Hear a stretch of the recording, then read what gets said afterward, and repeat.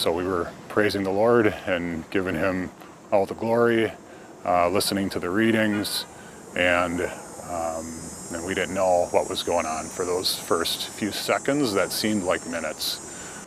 Immediately when we heard noises, a split second later we saw flashes, and then followed by panic screaming, kids covering their ears, and then we could see the leaders in the church from the front starting to tell everyone to get down.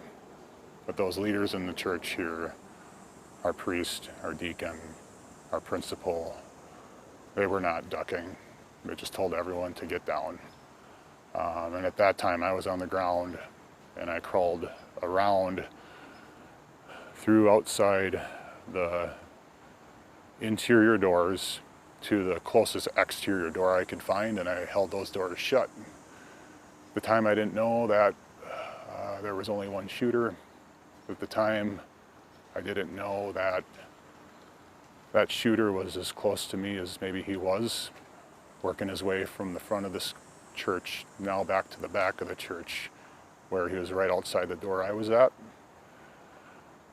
But I just kept holding that door shut because I did not know necessarily whether it was locked or unlocked and what his plans were.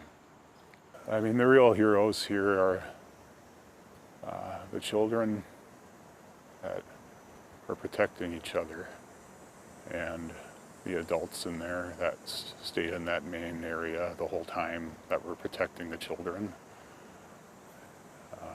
And some of those children and adults taking bullets that otherwise would have found other children and other adults potentially.